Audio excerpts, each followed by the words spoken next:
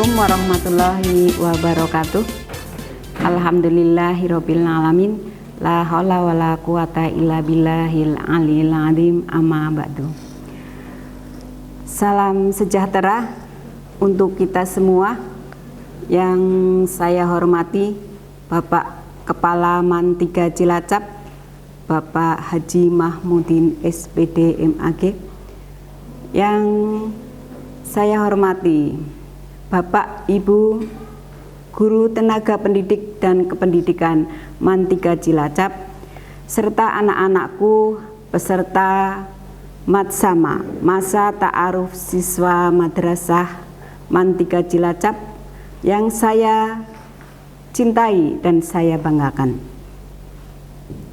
Alhamdulillah, puji syukur kita panjatkan karena berkat rahmat-Nya kita semua masih bisa mengikuti kegiatan Matsama dengan lancar.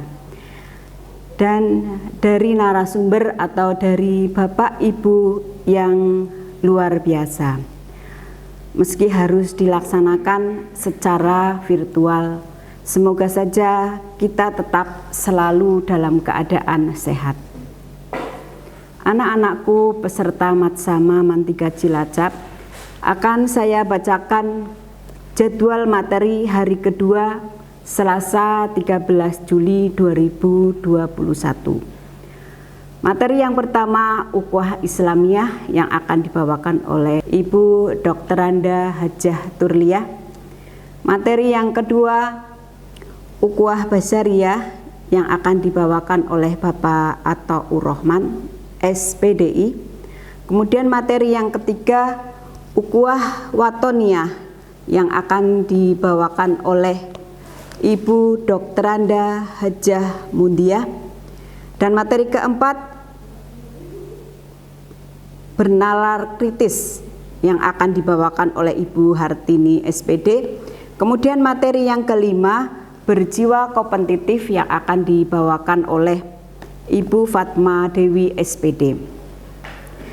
Demikianlah anak-anakku materi pada hari kedua, hari Selasa 13 Juli 2021. Tetap semangat, sehat selalu, dan selamat mengikuti kegiatan pada hari ini. Baiklah anak-anakku, peserta Matsama Man 3 Cilacap, marilah kita bersama-sama mengikuti materi yang pertama tentang Ukhuwah Islamiyah yang akan disampaikan oleh Ibu Dr. Anda Hajah Turliyah. Kepada beliau disilahkan. Assalamualaikum warahmatullahi wabarakatuh. Alhamdulillahirabbil alamin. Wassalatu wassalamu ala asyrofil anbiya'i wal mursalin wa ala alihi washabbihi ajmain, amma ba'du.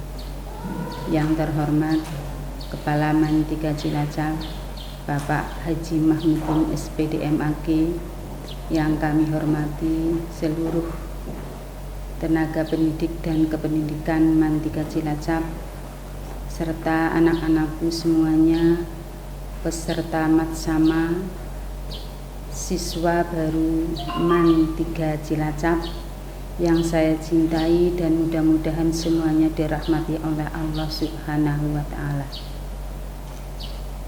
Alhamdulillahirabbil alamin. Pada pagi hari ini merupakan jam pertama kegiatan Matsama kalian. Alhamdulillah kita semuanya dalam kondisi sehat, segar, dan mudahan kita semuanya terus selalu sehat dan bisa menunaikan kewajiban kita di madrasah walaupun secara virtual maupun di rumah. Sholawat serta salam kita sanjungkan kepada Nabi Agung Muhammad Sallallahu Alaihi Wasallam dengan ukhuwahnya, dengan uswahnya, dengan suri tauladannya. Mudah-mudahan kita semuanya bisa meningkatkan keimanan dan ketakwaan kita terhadap Allah Subhanahu Wa Taala, dan kita sebagai hamba Allah, sebagai umat Rasul yang akan mendapatkan syafaat di yaumil qiyamah. Allahumma amin. Anak-anakku sekalian, pada pagi hari ini materi yang pertama adalah dalam jadwal kalian bahwa yang pertama adalah Ukhuwah Islamiyah, yaitu tentang pahlawan muslim dan perannya dalam bela negara. Kalau kita melihat judul ini, materi ini, para pahlawan Islam itu sangat banyak sekali. Dari mulai masa Rasul, dari mulai dilanjutkan masa Khulafaur Rasyidin, Bani Umayyah, Bani Abbasiyah, ataupun sampai akhirnya pada masa Islam di Indonesia. Nah, dari sekian pahlawan yang akan kita ambil, kita akan pelajari, yaitu pahlawan Indonesia. Bagaimana peran pahlawan Indonesia dalam membela negara. Kita tahu bahwa bangsa kita dijajah begitu lama oleh bangsa Belanda, dilanjutkan oleh pada masa penjajahan Jepang, dan pada masa itu umat Islam berjuang meraih kemerdekaan dan juga berusaha untuk mempertahankan kemerdekaan, sehingga banyak sekali para pejuang, para pahlawan yang berjuang pada masa itu. Nah, kita ambil salah satu tokoh dari para pejuang, para pahlawan itu, yaitu Bapak Kiai Haji Hasyim Asy'ari. Saya yakin kalian sudah tidak asing lagi nama beliau. Apalagi kalau kalian, maaf ya, dari sekian kalian pasti ada yang sudah menjadi santri, sudah memperingati hari santri. Dan itu tidak asing lagi bagi kalian untuk tokoh ini. Nah, siapa beliau? Nah, sebelum kita mengetahui siapa beliau, kita juga harus tahu apa tujuan kita sih mempelajari ini. Maka kita harus tahu, dengan mempelajari ini nanti kita bisa mengambil ibroh, bisa mengambil hikmah dari apa yang sudah dilakukan, yang sudah diperjuangkan oleh Bapak Kiai Haji Hasyim Asy'ari. Nah, sebetulnya banyak sekali para pahlawan yang lain, tidak hanya Bapak Haji Hasyim Asy'ari, ada Kiai Haji Ahmad Dahlan, ada Hus Cokro Aminoto, ada yang lainnya. Tapi kita kan tidak mungkin mengambil semuanya, kita ambil salah satu, yaitu Bapak Kiai Haji Hasyim Asy'ari. Nah, selanjutnya, seperti siapakah Bapak Kiai Haji Hasyim Asy'ari itu? Baik anak-anak sekalian, bahwa Bapak Kiai Haji Hasyim Asy'ari ini adalah salah seorang sosok yang memiliki peran yang sangat besar, yaitu nama besar dari Pondok Pesantren Tebu Ireng. Ada ya yang kalian sudah pernah berziarah ke Tebu Ireng? Apalagi kalau kalian ziarah ke Jawa Timur, insya Allah setiap para peziarah itu singgah atau menyempatkan, dan bahkan ada di antara kita itu tujuan utamanya adalah ke makam beliau, yaitu ke pesantren Tebu Ireng. Di situ sudah banyak sekali hal yang kita kunjungi, tidak hanya ziarah saja tapi banyak yang bisa kita pelajari dari ketika kita ziarah ke Tebu Ireng. Nah, nama besar dari Pondok Pesantren Tebu Ireng ini juga pendirinya yaitu siapa tadi? Yaitu Bapak Kiai Haji Hasyim Asy'ari. Nah, di samping beliau sebagai pendiri Pondok Pesantren Tebu Ireng, beliau juga sebagai pendiri Nahdlatul Ulama. Nah, kita tidak asing. Dan maaf ya, saya ambil tokohnya satu, tidak mungkin Ibu menerangkan banyak tokoh. Nah, yang beliau adalah merupakan pendiri Nahdlatul Ulama, ini adalah merupakan salah satu ormas terbesar yang ada di Indonesia. Ormas yang lain ada Muhammadiyah, ada Syarikat Islam, ada Al-Irsyad dan yang lainnya. Nah, Kiai Haji Hasyim Asy'ari juga disebut sebagai pejuang dan pembaru. Nah, karena apa? Karena kontribusinya itu tidak hanya untuk Islam, tapi juga untuk bangsa kita, yaitu bangsa Indonesia. Kita tahu bahwa atas perjuangan dari Bapak Kiai Haji Hasyim Asy'ari, beliau adalah sebagai pahlawan nasional yang menjadi tokoh penting dalam gerakan 10 November di Surabaya. Ingat ya, tokoh-tokoh yang berperan penting dalam peristiwa 10 November. Saya yakin kalian sudah mempelajari ketika SD, ketika MI, ketika dilanjutkan ketika SMP maupun MTS. Nah, maka dari itu kita semuanya sudah mengetahui kebesaran dari Kiai Haji Hasyim Asy'ari. Nah, kita pun alangkah baiknya kalau kita itu harus tahu bahwa seperti apa sih sosok seorang kiai besar, yaitu Bapak Kiai Haji Hasyim Asy'ari. Nah, maka kita harus tahu silsilah keluarganya, anak-anak. Nah, Bapak Kiai Haji Hasyim Asy'ari itu lahir di Gedang, yaitu Gedang bukan Gedang pisang. Kalian jangan Gedang pisang, aku sih pisang Bu, Gedang Bu, bukan itu. Maksudnya ini adalah nama suatu daerah, yaitu di Kabupaten Jombang pada tanggal 14 Februari 1871. Awas loh, jangan sampai teringat 14 Februari hari apa, itu sudah lewat ya. Jangan sampai kalau kita memperingati hari tanggal 14 Februari itu adalah hari besar atau hari lahirnya Bapak Kiai Haji Hasyim Asy'ari. Yang lainnya tidak boleh diperingati kalau itu hal tidak penting. Tapi kalau misalkan bertepatan tanggal 14 Februari ada hal-hal yang penting, itu kita boleh. Nah, beliau adalah putra ketiga dari 11 bersaudara, yaitu dari pasangan Bapak Kiai Asy'ari dan Nyai Halimah. Nah, ini adalah bukan orang sembarangan, ini juga tokoh luar biasa. Pada zaman dulu itu ada istilah darah biru. Apa sih itu darah biru? Ngertinya ya darah merah lah Bu, bukan itu. Darah biru maksudnya adalah keturunan priyayi, keturunan ningrat, keturunan kerajaan. Nah, kalau darah putih itu apa? Jadi ada darah biru, ada darah putih. Nah, kalau darah putih itu adalah tokoh agama atau kiai atau santri. Nah, berarti dari yang kita pelajari tadi, Bapak Kiai Haji Hasyim Asy'ari itu di samping keturunan darah biru, maka beliau juga merupakan kalangan berasal dari darah putih, yaitu apa? Dari keturunan para kiai. Nah, selanjutnya bagaimana silsilah selanjutnya sesudah bapaknya? Nah, ternyata bahwa Bapak Kiai Haji Hasyim Asy'ari itu adalah dari ayahnya. Nasab Bapak Kiai Haji Hasyim Asy'ari itu sampai sambung kepada Syekh Maulana Ishaq.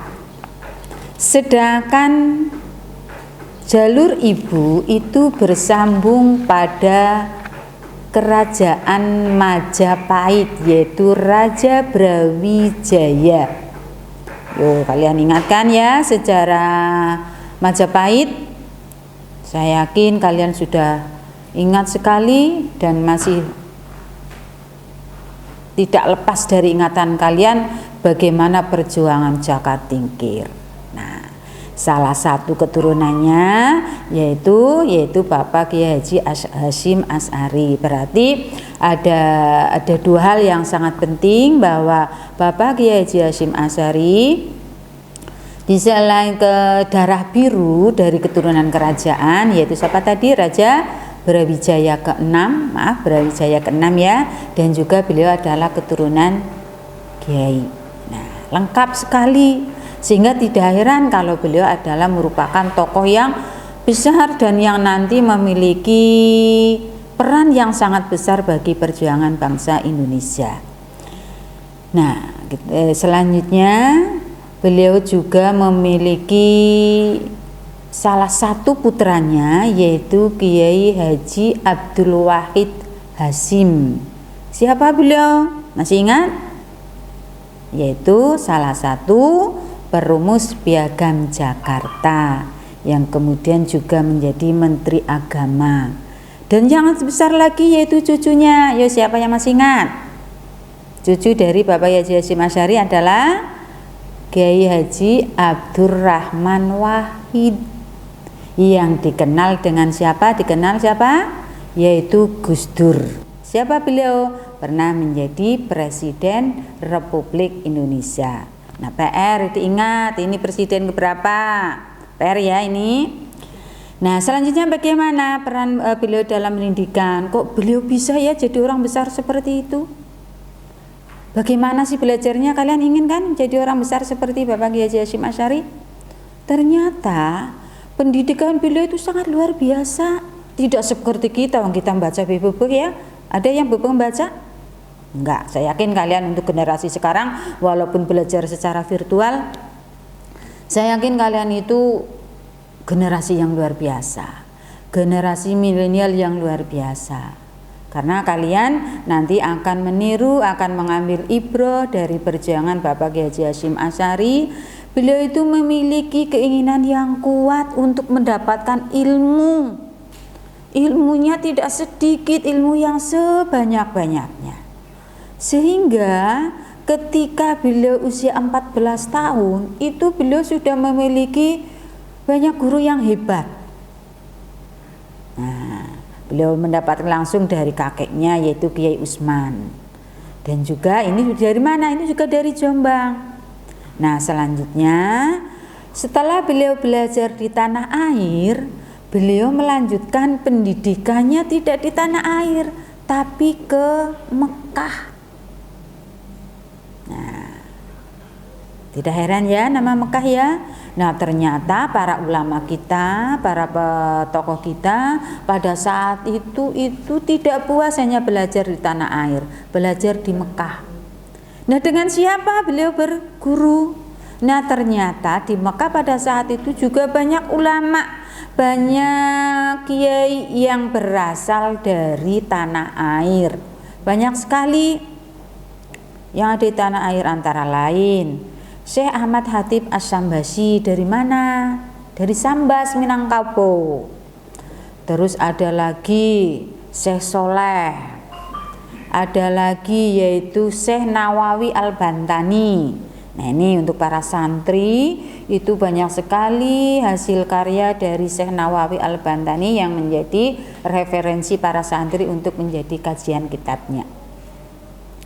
Dan ulama-ulama yang lain banyak yang menjadi gurunya Bapak Haji Hasyim Asy'ari, sehingga tidak heran karena sumbernya begitu banyak, akhirnya pun beliau menjadi seorang yang luar biasa, seorang yang hebat. Begitu juga kita, kalau kita ingin menjadi orang yang hebat, maka kita juga harus belajar sebanyak-banyaknya. Saya yakin kalian akan semangat terus belajar seperti apa yang dilakukan oleh Bapak Kiai Haji Hasyim Asy'ari. Nah, selanjutnya bagaimana perjuangan dari Bapak Kiai Haji Hasyim Asy'ari setelah mendapatkan pendidikan? Bapak Kiai Haji Hasyim Asy'ari dimulai tadi sudah mendirikan pondok pesantren. Terus selanjutnya beliau juga mendirikan Nahdlatul Ulama. Terus berikutnya juga saat itu untuk mendirikan pondok pesantren itu tidak mudah. Karena apa? Saat itu bangsa Indonesia itu dijajah oleh Belanda. Seluruh kegiatan umat Islam itu diawasi oleh penjajah Belanda. Nah, saat itu pesantren yang didirikan oleh Pak Haji Hasyim Asy'ari yang ada di Tebu Ireng itu sebagai apa ya? Sebagai bentuk perlawanan atas yang dilakukan oleh Belanda. Karena apa? Ada modernisasi dan industrialisasi penjajah yang semuanya adalah untuk kepentingan penjajah, bukan untuk kepentingan rakyat. Tidak ada penjajah yang tujuannya memakmurkan rakyat, mensejahterakan rakyat, itu tidak ada. Maka dari itu, saat itu Bapak Haji Hasyim Asy'ari mendirikan pondok pesantren itu sebagai bentuk perlawanan atas apa yang sudah dilakukan oleh penjajah terhadap masyarakat yang ada di Jawa Timur, yaitu terutama yang ada di Jombang. Nah, saat itu pun Belanda berusaha mendekati Bapak Haji Hasyim Asy'ari. Bagaimana? Diberi penghormatan, diberi apa? Medali kehormatan. Nah, saat itu apa reaksi dari Bapak Haji Hasyim Asy'ari? Menolak. Beliau menolak penghargaan tersebut. Bahkan beliau mengeluarkan fatwa haram bagi rakyat Indonesia yang pergi haji dengan fasilitas dari Belanda. Luar biasa. Saat itu untuk menunaikan ibadah haji itu sulit sekali. Perjuangan yang luar biasa untuk menunaikan ibadah haji. Nah, bila ada masyarakat Indonesia mendapatkan fasilitas dari Belanda, itu pasti Belanda tidak akan begitu saja memberikan fasilitas tanpa ada tujuan. Nah, pada dari itu Bapak Haji Hasyim Asy'ari itu menolak. Nah, akhirnya apa dengan sikap itu? Dari sikap keras Bapak Haji Hasyim Asy'ari, maka Belanda berusaha untuk membunuh. Siapa yang dibunuh? Yaitu Bapak Haji Hasyim Asy'ari. Bahkan pesantrennya dibakar habis. Astagfirullahaladzim. Nah, ini perjuangan yang luar biasa. Tapi Bapak Haji Hasyim Asy'ari itu tidak terus menyerah. Tidak seperti kita dari tangan sedikit lah kesel, capek. Tidak, Bapak Haji Hasyim Asy'ari tidak. Terus berjuang sampai akhirnya masa berganti juga pada masa penjajah berikutnya siapa? Yaitu masa pendudukan Jepang. Nah, pada masa itu pun tidak mudah. Jepang berusaha untuk menangkap, bahkan pernah ditangkap. Untuk apa ditangkap? Pas saat itu Bapak Haji Hasyim Asy'ari itu disuruh melakukan penghormatan ke arah Tokyo setiap pagi. Nah, maka pada saat itu pun beliau menolak. Masa seorang hamba Allah harus menghormat ke arah Tokyo? Nah, semua yang dilakukan, yang diperintahkan oleh para penjajah, baik pada masa Belanda, Jepang, semuanya ditolak oleh Bapak Kiai Haji Hasyim Asy'ari. Terus masa berikutnya bagaimana? Sampailah Indonesia meraih kemerdekaan. Nah, setelah para pejuang bersama-sama umat Islam dan yang lain berusaha keras sampai Indonesia merdeka, ternyata perjuangan umat Islam pun tidak berhenti sampai di situ. Karena apa? Ternyata Belanda pun kepingin kembali ke Indonesia. Itu dengan cara bagaimana? Yaitu dengan membonceng nikah. Ayo, apa kepanjangan nikah? Ayo dibuka kembali ya nanti ya. Apa kepanjangan tulisannya NICA. Nah, yuk, masih ingat ya pelajaran MI SD maupun MTS maupun SMP. Nah, terus selanjutnya bagaimana? Belanda itu membonceng nikah kembali bermaksud menjajah Nusantara. Nah, pada saat itulah para umat Islam, salah satunya adalah Bapak Kiai Haji Hasyim Asy'ari bersama ulama yang lain mengeluarkan resolusi jihad, yaitu apa? Untuk mengusir, untuk menggerakkan umat Islam, yaitu apa? Yaitu untuk melawan Belanda yang saat itu yang berusaha bekerja sama dengan sekutu. Nah, salah satunya maka dikenal dengan salah satu peristiwa yang sangat besar, yaitu pertempuran Surabaya 10 November. Nah, itulah berkat seruan jihad yang dilakukan oleh Bapak Kiai Haji Hasyim Asy'ari, maka umat Islam pun berhasil bersama yang lain bersatu membela negara, mempertahankan kemerdekaan Indonesia. Nah, akhirnya apa yang dilakukan oleh para pejuang berhasil. Bapak Kiai Haji Hasyim Asy'ari terus melanjutkan perjuangannya membela negara dan juga meneruskan perjuangannya untuk membesarkan pondok pesantren Tebu Ireng. Dan akhirnya beliau wafat pada tanggal 21 Juli 1947. Dan pada tahun 1964 beliau ditetapkan sebagai pahlawan pergerakan nasional. Inilah kisah tentang pejuang kita, pahlawan muslim yang berperan dalam membela negara, yaitu Bapak Kiai Haji Hasyim Asy'ari. Sekian yang saya sampaikan. Terima kasih. Semoga kita semuanya selalu sehat. Assalamualaikum warahmatullahi wabarakatuh. Terima kasih Ibu Dr. Anda Hajah Turliyah atas paparannya tentang ukhuwah Islamiyah. Selanjutnya materi yang kedua pada siang hari ini yaitu tentang ukhuwah Basariyah yang akan disampaikan oleh Bapak Athaur Rahman SPDI. Kepada beliau disilahkan.